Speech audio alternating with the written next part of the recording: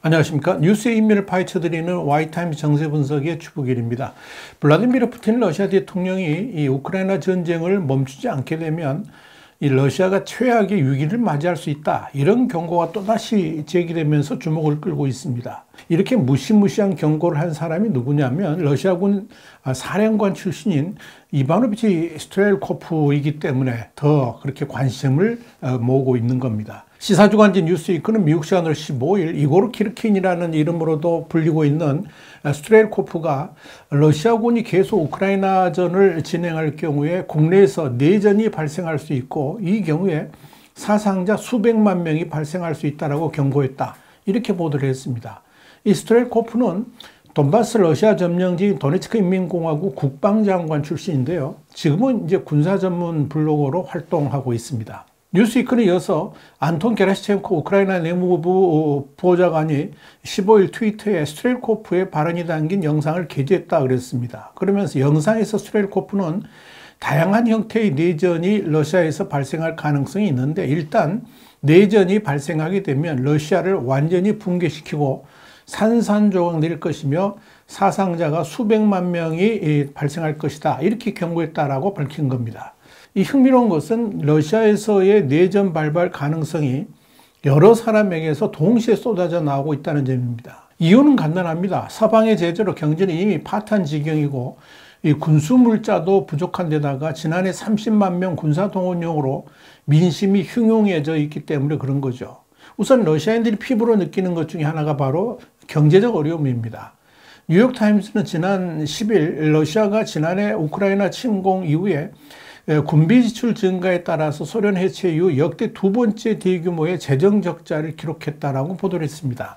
이와 관련해서 안톤 실루아노프 러시아 재무장관이 이날 열린 이 정부 회의에서 작년 재정 적자는 3조 3천억 루블, 한 59조 3천억 원 정도가 되는데, 이 러시아 경제 규모 대비 2.3% 수준이라고 밝혔습니다.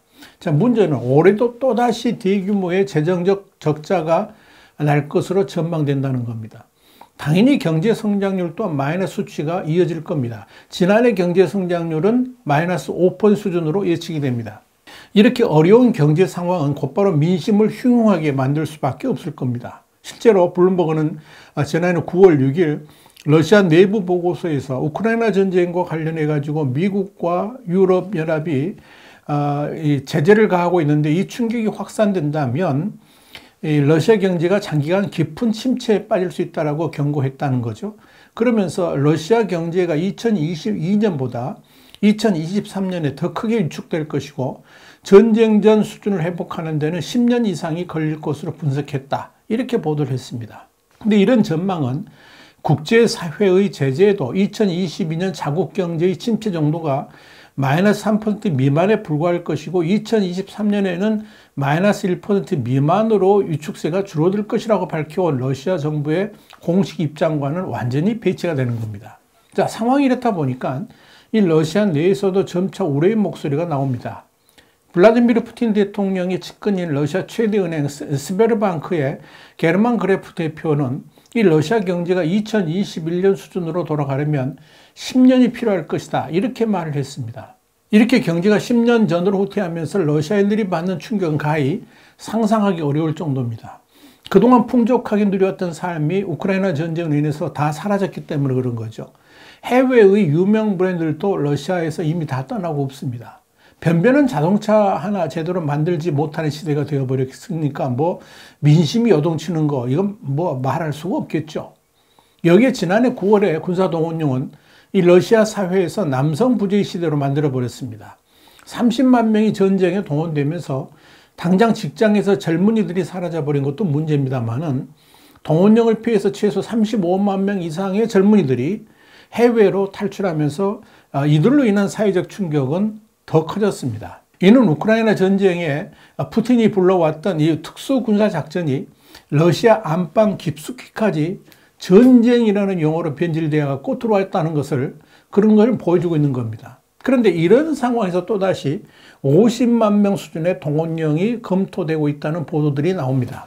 지난 7일 미국의 정치 전문 매체인 팔리티코에 따르면 안드리 체르나크 우크라이나 군사정보국 대변인이 러시아는 이달 중순 지난해 9월 발령했던 부분 동원령보다 훨씬 더 큰 규모의 추가 징집을 준비 중이다, 이렇게 밝힌 겁니다. 바딤 스키비츠키 군사정보국 부국장은 러시아가 병력을 추가해서 우크라이나 북동 남부에서 올 여름 이전 대규모 공격을 준비 중이라고 말을 했습니다. 그는 러시아가 이번 공격에서도 승기를 잡지 못한다면 푸틴 정권은 무너질 것이라 그랬습니다. 그러면서 앞으로 6개월에서 8개월이 이번 전쟁의 마지막 고비가 될 것이라고 전망을 했습니다.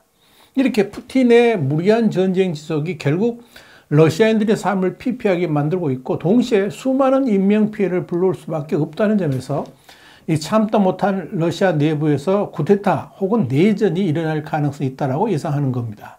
러시아의 하원격인 두마의 전 의원이고 인권 변호사인 마르크 페이긴도 지난해 10월에 뉴스위크에 이런 말을 했습니다. 푸틴이 우크라이나에서 포괄적인 패배를 할 경우에 러시아 내에서 다양한 파벌이 피빈이 나는 내전을 치르는 결과를 초래할 것이다, 이렇게 경고를 했습니다.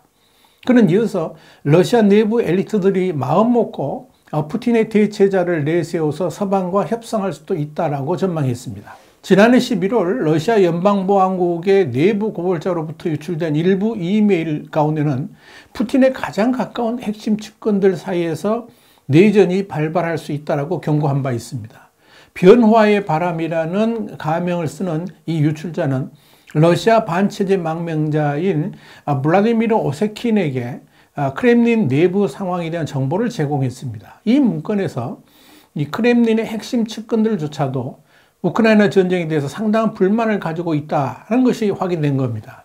특히 이 문건에서는 크렘린궁 내부에서 전쟁의 패배로 인한 혼란과 갈등이 이어지고 있다 그랬습니다. 그러면서 이들조차 전쟁에 지쳐가고 있으며 이들은 그렇게 오래지 않아 내전이 발발할 수도 있다는 우려를 가지고 있다, 이런 사실이 드러난 겁니다.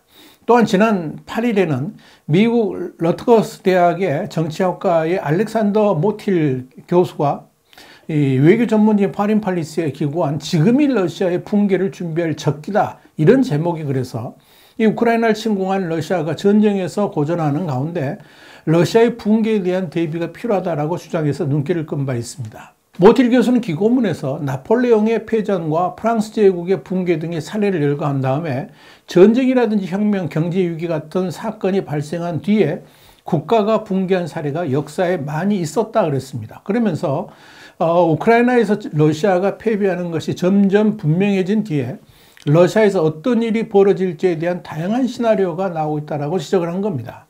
모틸 교수는 이어서 러시아 체제 붕괴는 방아쇠만 있으면 촉발할 수 있다 그러면서 우크라이나에서의 패전이 낡은 나무에 불을 붙이는 불꽃이 될 수 있다고 말을 했습니다.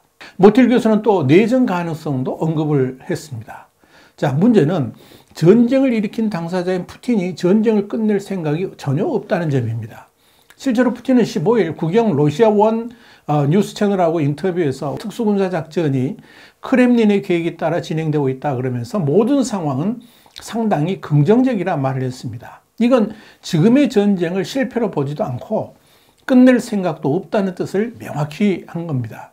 여기에 대해서 뉴스위크는 미국 시간으로 15일 푸틴이 전쟁에서의 자신감을 보인 것과는 다르게 푸틴을 포함한 크렘린 당국자들은 전쟁 상황이 그야말로 심각한 상황에 처해 있다는 것을 알고 있다고 밝혔습니다. 이와 관련해서 영국 국방부는 11일자 정보 브리핑에서 러시아군의 총사령관의 발레리 게라시모프를 내세웠다는 것은 러시아가 처한 위기의식과 상황의 심각성을 드러내는 것이다, 이렇게 분석했습니다.